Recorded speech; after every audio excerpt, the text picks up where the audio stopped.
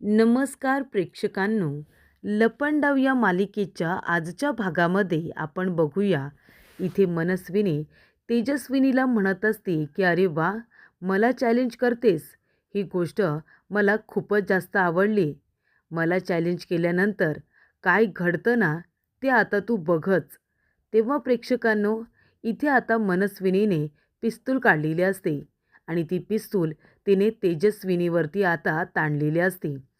तेव्हा प्रेक्षकांनो, इथे आता सरकार म्हणत असते की जेव्हा कुणी सरकारला चॅलेंज करतं तेव्हा काय घडतं ना, ते आता बघच तू. तुला तुझा जीवसुद्धा गमवावा लागणार आहे. बघूया तुझं नशीब किती बलवत्तर आहे ते.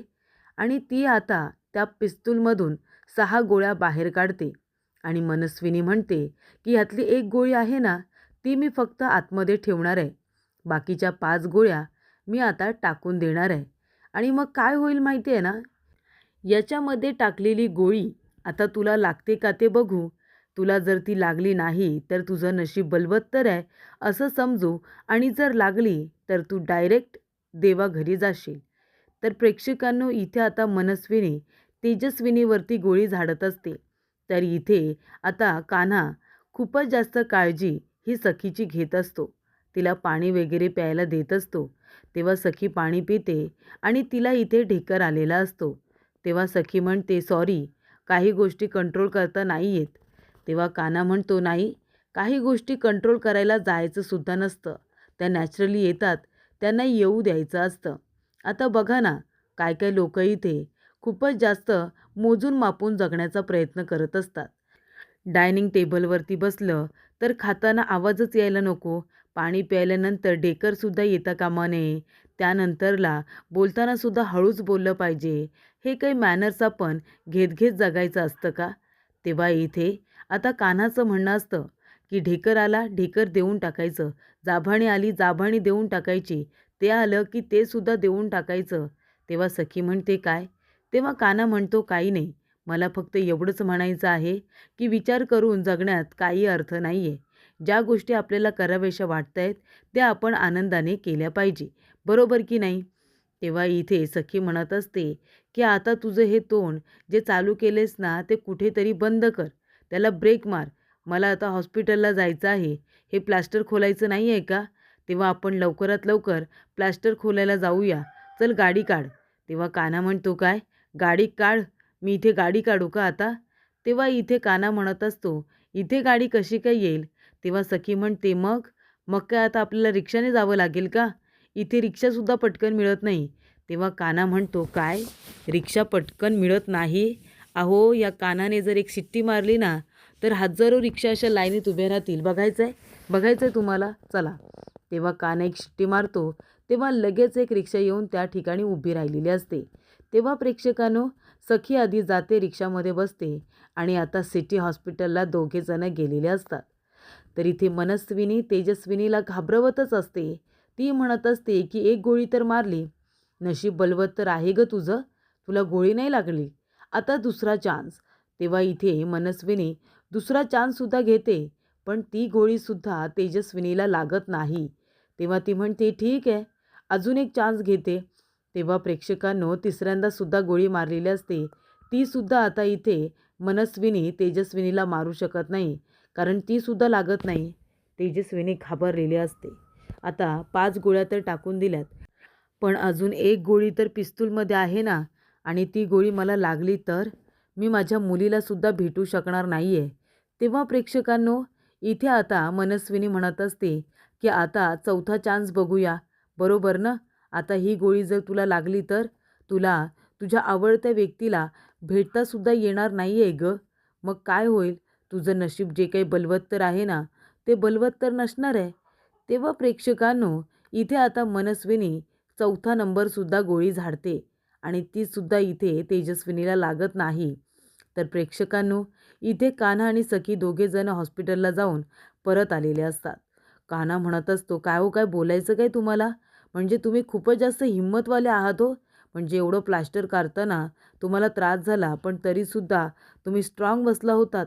तुमच्या डोळ्यातून एक थेंबसुद्धा आला नाही. खरंच मला तुमच्या इथे हिमतीचं खरंच खूप कौतुक वाटतंय. तुम्ही अजिबात डगमगला नाहीत. तेव्हा इथे रिक्षावाले काका म्हणतात, अहो दादा, तुमचं कौतुक सोहळा आता जर बंद केलात तर तुम्ही मला माझे रिक्षाचे पैसे द्याल ना, मला माझं भाडं द्याल. तेव्हा इथे कान्हा म्हणत असतो की अगदी बरोबर, बरोबर बोललात तुम्ही. देतोय ना, मी तुमचं तुम्हाला भाडंच देतोय. तेव्हा किती भाडं झालं असेल? तेव्हा कान्हा म्हणतो, बघा, मगाशी किती झाले होते? तर इथे 98 रुपये झाले होते. 2 मिनटं आपण बोलत बसलो. 98, 99 आणि 100 म्हणजे 100 रुपये मीटर पडला असेल, बरोबर ना? तेव्हा इथे रिक्षावाले काका म्हणतात, अरे वा, तोंडाबरोबरच मेंदूसुद्धा अगदी व्यवस्थित सुरू असतो हां. तेव्हा कान्हा म्हणतो, मग काय, ह्या कानाला कुणी हसू शकत नाही आणि कुणी फसवूसुद्धा शकत नाही, कळलं का? हे घ्या, पैसे घ्या. तेव्हा सखी म्हणते, तुझे तू दे, माझे मी देते. तेव्हा कान्हा म्हणतो, ठीक आहे. कान्हा 50 रुपये काढतो आणि त्या रिक्षावाल्याला देतो. तेव्हा सखी म्हणते, माझ्याकडे तर 20च रुपये आहेत. तेव्हा कान्हा म्हणतो, देऊ का तुमचे पैसे? तेव्हा कान्हाने अजून 50 रुपये दिलेले असतात. तेव्हा सखी म्हणते, हे घे, हे 2 रुपये तुला ठेव. माझ्याकडे 30 रुपये आल्यानंतर मी तुला देऊन टाकेन. तेव्हा कान्हा म्हणतो, हे सगळं करायची काय गरज आहे? मी दिले पैसे तर काय झालं? तेव्हा सखी म्हणते, काही गरज नाही आहे, कळलं ना? मला कुणाचे उपकार नको आहेत आणि तुझे तर मला अजिबात उपकार नको आहेत. म्हणून हे 20 रुपये घ्या आता, 30 रुपये नंतर देईन. तेव्हा सखी म्हणते की पैसे संपलेत माझ्याकडचे. पोट भरण्यासाठी आता मलाच काहीतरी करावं लागेल ना, आणि मला कामसुद्धा केलं पाहिजे, असं आता सखी म्हणत असते. तर प्रेक्षकांनो, मनस्विनीच्या अजून गोळ्या मारून काही झालेले नसतात आणि तेवढ्यातच तिथे मनस्विनी आता संपूर्ण प्लॅन चेंज करते. तेजस्विनीच्या शेजारी जो माणूस उभा राहिलेला असतो, मनस्विनी खरं तर त्याला गोळी मारण्याचा प्रयत्न करते. प्रयत्न नाही, तिने त्यालाच गोळी मारलेली असते. तेव्हा प्रेक्षकांनो, मनस्विनी म्हणत असते, काय रे, हातामधून पिस्तूल गायब होईपर्यंत तू काय करत काय होतास? काय करत होतास तू? त्या व्यक्तीच्या हातामध्ये पिस्तूल आली म्हणजे लक्ष कुठे होतं तुझं? आणि मला अशी माणसं माझ्या आजूबाजूला अजिबात नको आहेत, जी माझ्या कामाला सिरियसली घेत नाही, कळलं तुला? कळलं का? तेव्हा इथे मनस्विनी म्हणत असते, आणि तुम्ही बाकीचे ऐका, हिच्यावरती बारीक लक्ष ठेवायचं तुम्हाला. आता जर हिने पुन्हा कुठलंही हत्यार हातामध्ये घेण्याचा प्रयत्न केला ना, तर तुझ्यासाठी तर वाईट असेलच, पण त्याचबरोबर जी व्यक्ती खूपच जास्त साधीभोळी आहे, इनोसंट आहे, ती सुद्धा व्यक्ती या बंदुकीच्या गोळीच्या नावावरती असू शकते. तुला तर माहिती आहे ना, ही गोळी त्या व्यक्तीला सुद्धा लागू शकते आणि मग तुझी आणि त्या व्यक्तीची कधीच भेटसुद्धा होणार नाही, कळलं का? तेव्हा प्रेक्षकांनो, इथे आता मनस्विनी टेन्शनमध्ये आलेली असते, कारण तेजस्विनीने बाजूला उभा असलेल्या गुंड्याला आता गोळी मारलेली असते आणि त्याला सांगितलेलं असतं की माझ्या इथे काम करताना सिरियसली राहायचं. तुझ्याकडे दुर्लक्ष करतो म्हणजे दुर्लक्ष झालं म्हणून तुझ्या हातामध्ये हत्यार आलं, पण यापुढे तू सुद्धा विचार करायचा. हत्यार हातामध्ये घेण्याच्या आधी आपल्या त्या साध्या भोळ्या मुलीचा विचार करायचा, कळलं? तेव्हा प्रेक्षकांनो, इथे आता मनस्विनीने तेजस्विनीला धडा शिकवण्यासाठी हे सगळं केलेलं असतं. तर इथे आता रिक्षाचे पैसे हे 20 रुपये तिने कान्हाला दिलेले असतात. ते आता कान्हाला आठवत असतं. सखी म्हणालेली असते की 20 रुपये घे, 30 रुपये नंतर देईन, मला कुणाचेही उपकार नको आहेत.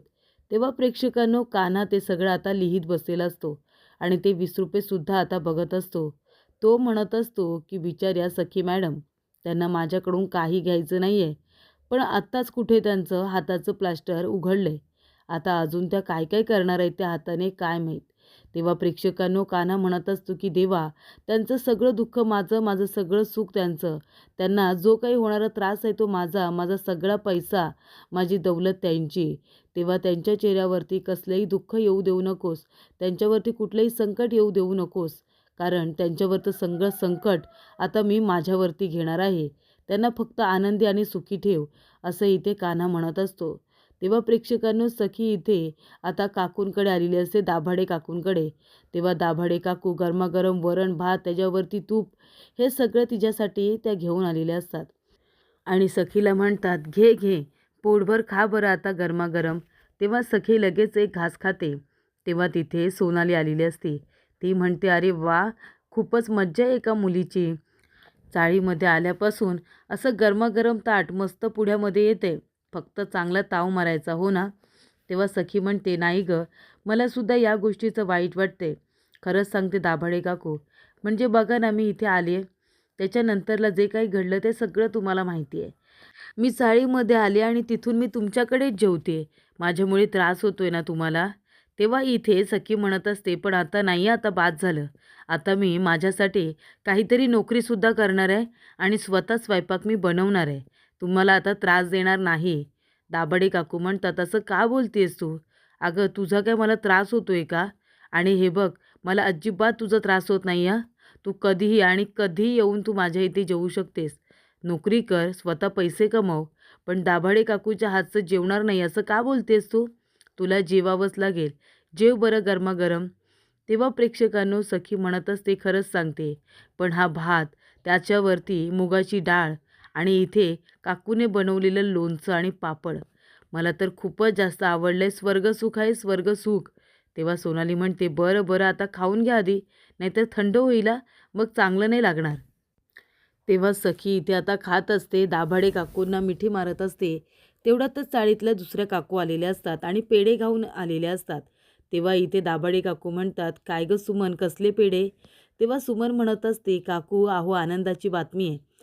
घरावरती जेव्हा थोडं संकट आलं होतं, अडचण आली होती, तेव्हा मी माझ्या रिंगा गहाण ठेवल्या होत्या आणि पैसे घेतले होते सोनाराकडून.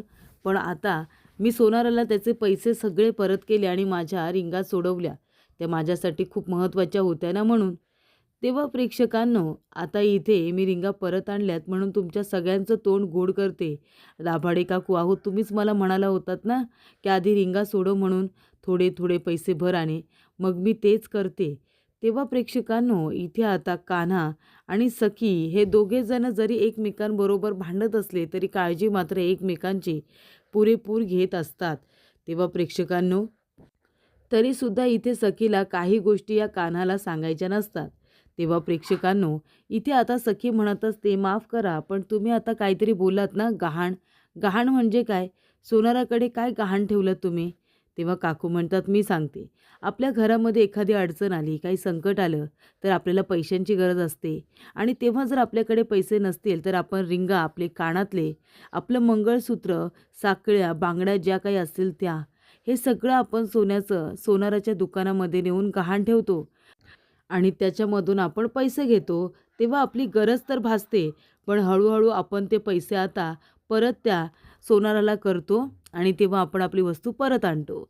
तेव्हा सखी म्हणते, "आणि जर आपल्याला ती वस्तू परत नाही आणता आली तर?" तेव्हा काकू म्हणतात, "आपण नक्की आणतो. कारण ती वस्तू आपल्यासाठी इतकी महत्त्वाची असते ना, की आपण कधी एकदा पैसे परत करतोय आणि ती वस्तू घेऊन येतोय, असं आपल्याला वाटत असतं." सखी एवढं विचारायचं कारण म्हणजे सखीला सुद्धा आता पैसे नसतात. त्यामुळे तिला सुद्धा एखादी वस्तू आता गहाण ठेवून पैसे कमवायचे असतात. तेव्हा सखी आपल्या पायातले पैंजण बघत असते आणि त्यांना आता गहाण ठेवू का विकू का असा विचार ती प्रेक्षकांनो करत असते. आणि तेव्हा इथे आता सखी विचारत असते, तर इथे कान्हा कॅरम खेळत असतो, एकेकाला हरवत असतो. तेव्हा कान्हा म्हणत असतो, "आहे का? आहे का अजून कोणी चॅम्पियन जो या कान्हाला कॅरममध्ये हरवू शकतो? या चाळीमध्ये असं कोणीच नाही आहे जो कान्हाला हरवू शकतो." तेव्हा सखी म्हणते, "असं काही नाही आहे, मी आहे." तेव्हा इथे कान्हा म्हणतो, "काय? तुम्ही? तुम्ही माझ्याबरोबर खेळणार?"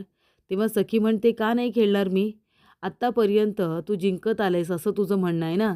आत्तापर्यंत तुझ्यासमोर बेस्ट प्लेयर आलाच नव्हता.